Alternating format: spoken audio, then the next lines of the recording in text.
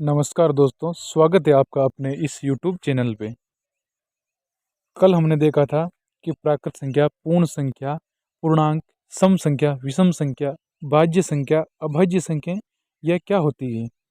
आज इनके सूत्र और आगे इनके सवाल के बारे में जानेंगे।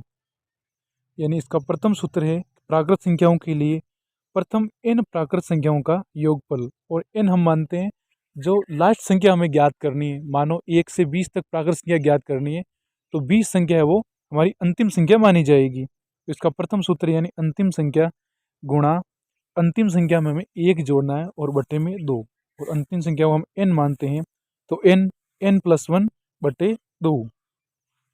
अगला सूत्र है हमारा प्रथम n सम संख्याओं के लिए, जो केवल सम संख्याओं के लिए काम आएगा। ये अंतिम संख्या गुणा अंतिम संख्या में 1 जोड़ना है।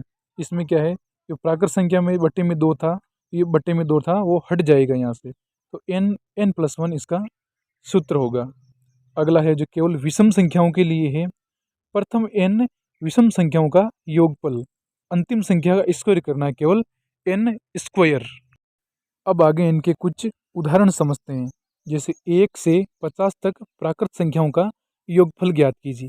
प्राकृत संख्या है तो हमें n+1 बटे 2 का सूत्र का उपयोग करना है, और n वह संख्या है जो लास्ट संख्या यानी 1 से 50 तक है, तो 50 हमारा n हो जाएगा। तो यानी n के स्थान 50 रखना है, तो 50 और कोष्टक में 50+1 बटे 2, यानी 2 से 50 कट गए 2 बार, और 25 गुणा 51 हो जाएगा।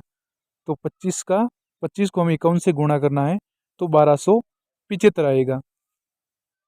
अगला है हमारा क्वेश्चन 2 से 26 तक सम संख्याओं का योगफल ज्ञात कीजिए। सम संख्या है तो हमें n+1 का सूत्र का उपयोग करना है।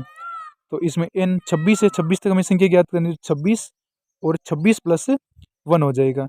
तो 26 और 26+1 क्या हो जाएगा, 27, और 26 में 1 जोड़ना है तो अगर आगे हो जाएगा 26 गुणा 27, और 26 को 27 से गुणा करेंगे तो इसका आंसर आएगा 708।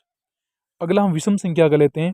1, 3, 5, 7, 9, 11, 13, 15, 17, 19, 21, 23, 25, 27 और 29 का योगफल ज्ञात करना हमें। अब 1 से 29 तक इनमें यानी जो सम संख्या वो तो छुटी हुई है, केवल हमें n संख्या का जो 29 है उन संख्याओं का ज्ञात करना। अब इनमें टोटल देखना है, यह संख्या टोटल है कितनी। ये 1 से 29 से टोटल 15 संख्या है, तो हमें 15 संख्याओं का स्क्वायर करना है। तो 15 का स्क्वायर होता है 225 होता है। आगे देखो इनमें एक अलग विधि काम करती है कि 1 से लेके 29 तक यानी इनके बीच में संख्या, ये टोटल संख्या 15 है, तो हमें एक साइड 7 संख्या छोड़नी है और दूसरी साइड 7 संख्या छोड़नी है। तो 13 और 17 के बीच में विषम संख्या है वो 15 है, तो इसका आंसर ही हमारा 15 हो जाएगा।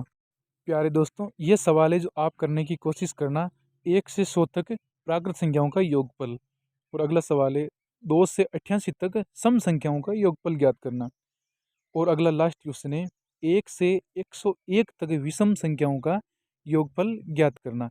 यह संख्या आप निकालने की कोशिश करना।